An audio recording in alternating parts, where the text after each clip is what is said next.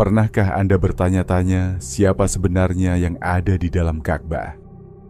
Selama berabad-abad, jutaan orang di seluruh dunia telah berziarah ke situs suci ini, mempercayainya sebagai rumah Tuhan di bumi. Tetapi bagaimana jika semua yang Anda dengar tentang Ka'bah tidak sepenuhnya benar? Apa yang akan Yesus katakan tentang tempat ini? Apakah Dia sudah meramalkan sesuatu tentang ini? Alkitab memberikan peringatan tentang penipuan rohani yang dapat menyesatkan bahkan orang-orang pilihan. Bagaimana jika saya katakan bahwa ada wahyu menakjubkan yang tersembunyi dalam kitab suci yang menghubungkan Ka'bah dengan sesuatu yang jauh lebih besar dan lebih berbahaya daripada yang dapat kita bayangkan? Dalam video hari ini, Anda akan menemukan rahasia tersembunyi tentang Ka'bah, wahyu Alkitab yang mengejutkan dan apa artinya ini bagi akhir zaman. Jadi kalau Anda ingin tahu kebenarannya, tunggulah sampai akhir, karena jawabannya bisa mengubah semua yang Anda kira Anda ketahui. Sebelum kita mulai, like video ini, subscribe channel ini, dan aktifkan loncengnya, karena apa yang akan kami ungkapkan hari ini perlu dibagikan ke sebanyak mungkin orang. Sekarang bersiaplah, karena perjalanan ini dimulai sekarang. Ka'bah yang terletak di Mekah dianggap sebagai tempat paling suci di pulau itu. Setiap tahun, jutaan umat Muslim kembali ke sana untuk berdoa dan berziarah ke sana. Namun, tahukah Anda bahwa Ka'bah sudah ada jauh sebelum adanya pulau tersebut? Asal-usul tempat ini diselimuti misteri. Tradisi Islam mengklaim bahwa Abraham dan Ismail membangunnya sebagai kuil bagi Tuhan yang benar. Tetapi ada catatan sejarah yang menunjukkan bahwa Ka'bah sudah digunakan sebagai tempat wisata untuk berbagai dewa pagan bahkan sebelum munculnya Islam. Pertanyaan yang jarang ditanyakan adalah, jika Ka'bah benar-benar didirikan oleh Tuhan yang benar, mengapa Yesus tidak pernah membangun tempat ini? Dan lebih jauh lagi, mengapa para nabi Perjanjian Lama tidak pernah menunjuknya sebagai tempat suci? Ada sesuatu yang tersembunyi dalam misteri ini, dan kitab suci mungkin berisi jawabannya. Banyak orang meyakini bahwa Ka'bah dihubungkan dengan Tuhan dalam Alkitab melalui Abraham dan Ismail. Akan tetapi, kitab suci melukiskan gambaran yang sangat berbeda. Ketika Allah membuat perjanjiannya dengan Abraham, Dia menjelaskan bahwa janji itu akan disampaikan melalui Ishak, bukan Ismail. Kejadian 17:19-21. Hal ini menimbulkan pertanyaan serius. Jika janji perjanjian Tuhan tidak diberikan kepada Ismail, mengapa tempat yang dikaitkan dengannya dianggap paling suci di bumi? Detail penting lainnya, Alkitab tidak pernah menyebutkan Ka'bah sebagai tempat suci. Tidak ada nabi Perjanjian Lama yang dikenalnya, dan Yesus tidak pernah disebutkan kepadanya sebagai tempat roh yang sejati. Sebaliknya, Yesus dengan jelas mengatakan kepada perempuan Samaria itu, "Saatnya akan tiba bahwa kamu tidak akan menyembah Bapa di gunung ini dan bukan juga di Yerusalem.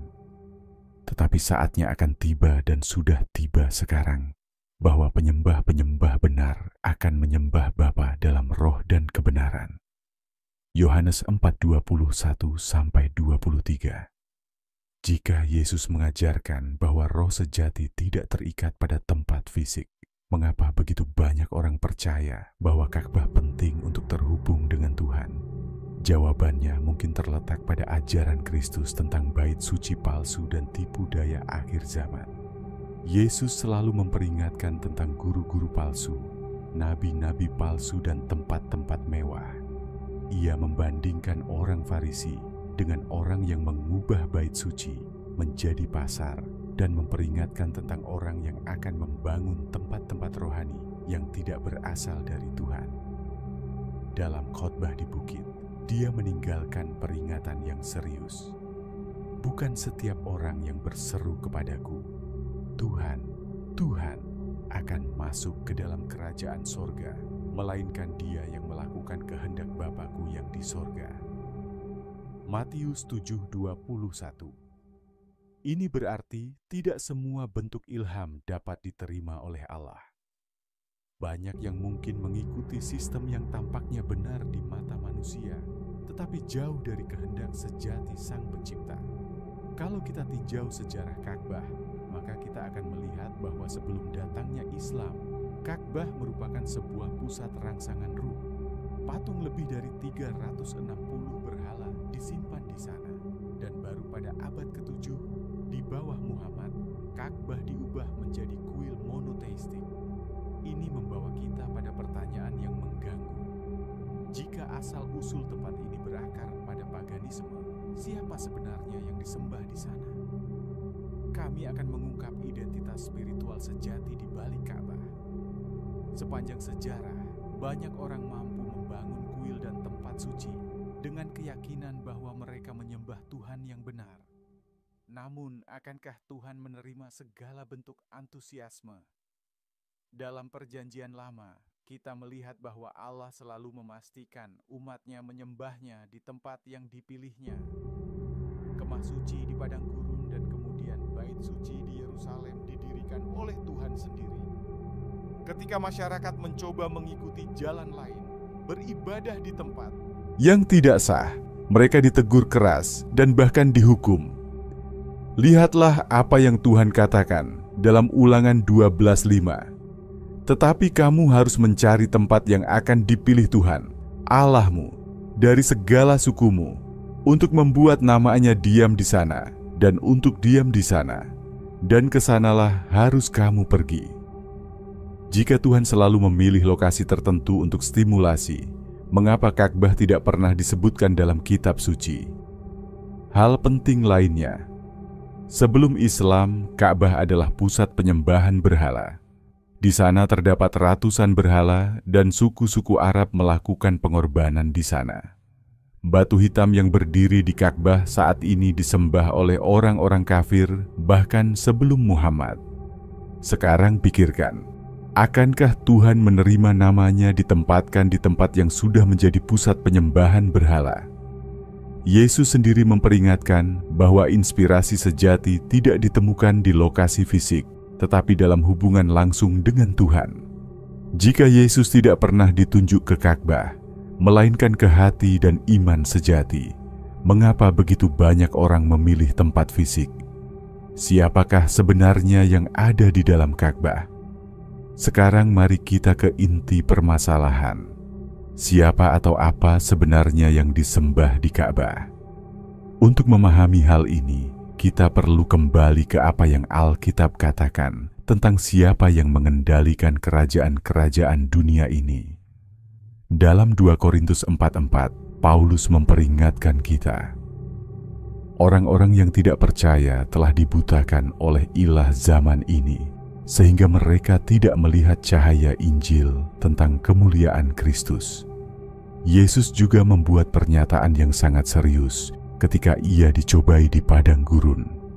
Kemudian iblis membawa Yesus ke atas gunung yang sangat tinggi dan memperlihatkan kepadanya semua kerajaan dunia dan kemegahannya.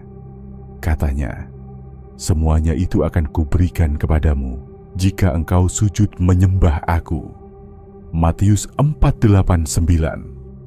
Apa yang diajarkan hal ini kepada kita? Bahwa setan mempunyai pengaruh atas sistem keagamaan dan dapat menipu banyak orang. Sekarang pikirkan, jika Ka'bah dulunya adalah kuil pagan dan Yesus tidak pernah menganggap tempat ini suci, lalu siapa sebenarnya yang berada di balik antusiasmenya? Alkitab memperingatkan kita bahwa pada akhir zaman akan ada penipuan agama yang besar. Dalam Wahyu 13, kita melihat seekor binatang akan muncul, menipu banyak orang, dan memimpin banyak orang untuk menyembahnya. Kebenaran yang mengejutkan adalah bahwa antusiasme di Ka'bah mungkin tidak berasal dari Tuhan yang sebenarnya, tetapi berasal dari entitas spiritual yang menipu jutaan orang.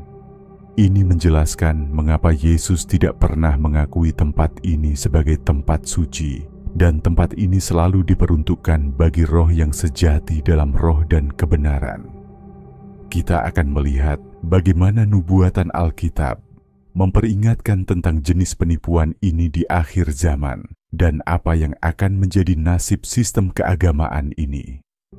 Alkitab memperingatkan kita beberapa kali tentang penipuan agama yang muncul akhir-akhir ini. Yesus berkata dalam Matius 24:24, "Karena Kristus-Kristus palsu dan nabi-nabi palsu akan muncul dan akan mengadakan tanda-tanda dan mujizat-mujizat yang dahsyat, sehingga jika mungkin mereka menyesatkan orang-orang pilihan juga." Ini berarti bahwa tidak semua yang nampak suci berasal dari Tuhan. Musuh memiliki kekuatan untuk menciptakan sistem keagamaan yang menjauhkan orang dari kebenaran. Sekarang pikirkan, jika Ka'bah benar-benar tempat yang dipilih oleh Tuhan dalam Alkitab, mengapa tempat itu tidak pernah disebutkan dalam kitab suci? Mengapa Yesus tidak pernah disebutkan kepadanya? Jawabannya terletak pada penipuan rohani yang berskala raksasa yang sudah dinubuatkan Alkitab. Dalam Wahyu 17, kita melihat penglihatan yang mengejutkan tentang seorang wanita berpakaian kain ungu dan merah tua yang disebut Babel Besar, ibu dari wanita-wanita pelacur dan dari kekejian bumi. Bagian ini berbicara tentang sistem keagamaan sedunia yang menipu bangsa-bangsa. Dan salah satu tanda yang paling kuat dari sistem ini adalah ini. Dan aku melihat perempuan itu mabuk oleh darah orang-orang kudus dan darah saksi-saksi Yesus. Wahyu 17:6. Dengan kata lain, sistem ini akan menganiaya pengikut Kristus yang sejati. Inilah yang telah kita lihat sepanjang sejarah. Jadi kita perlu bertanya, apakah Ka'bah bagian dari sistem keagamaan yang dinubuatkan ini?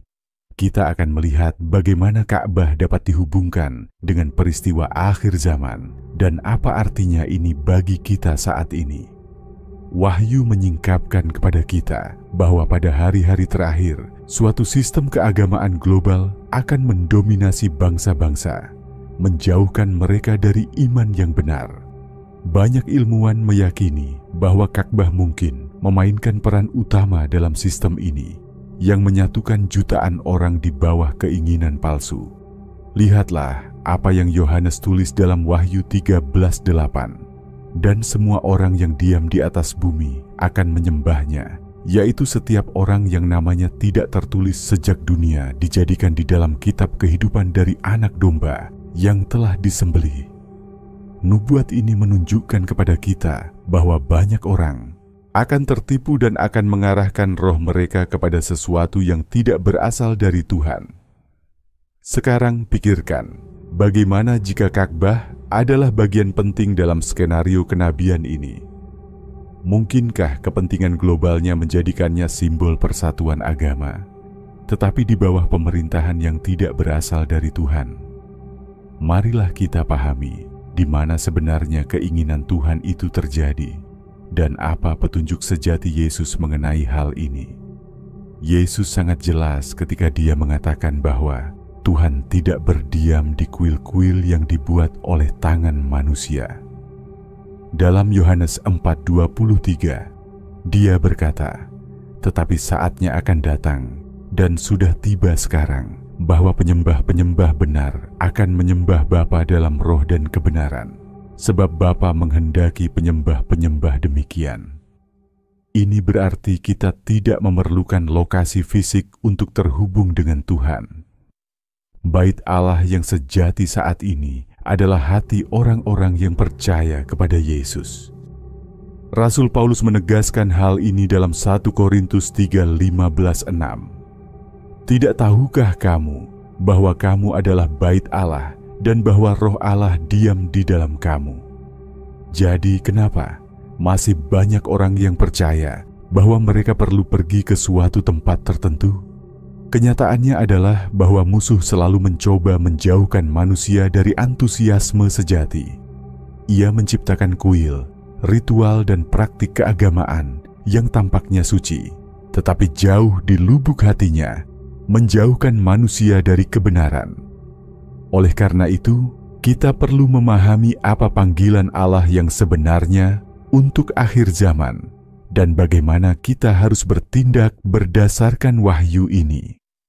Sekarang setelah kebenaran terungkap, pertanyaan besarnya adalah, apa yang harus kita lakukan dengan informasi ini? Alkitab memberitahu kita dengan jelas dalam Wahyu 18:4. Pergilah kamu, hai umatku, pergilah daripadanya, supaya kamu jangan mengambil bagian dalam dosanya, dan supaya kamu jangan turut menanggung hukumannya. Artinya Allah sedang memanggil umatnya agar keluar dari sistem keagamaan yang tidak berasal darinya dan beralih kepada antusiasme sejati. Jadi apa yang dapat Anda lakukan hari ini? Carilah kebenaran dalam firman Tuhan. Jangan percaya begitu saja pada tradisi setempat atau aspek fisiknya. Bacalah Alkitab dan temukan sendiri. Bijih dan mintalah kebijaksanaan. Roh Kudus dapat menunjukkan di mana kebenaran berada. Bagikan pesan ini. Jutaan orang masih terjebak dalam penipuan ini. Mereka perlu mengetahui kebenarannya sebelum terlambat. Kebenaran tentang Ka'bah telah terungkap. Sekarang, keputusan ada di tangan Anda. Jika Anda terpengaruh oleh pesan ini, tinggalkan komentar Anda dan bagikan video ini kepada sebanyak mungkin orang. Like, subscribe channel ini, dan aktifkan loncengnya, karena masih banyak yang harus kami ungkap tentang misteri akhir zaman. Semoga Tuhan memberkati Anda, dan sampai jumpa di video berikutnya.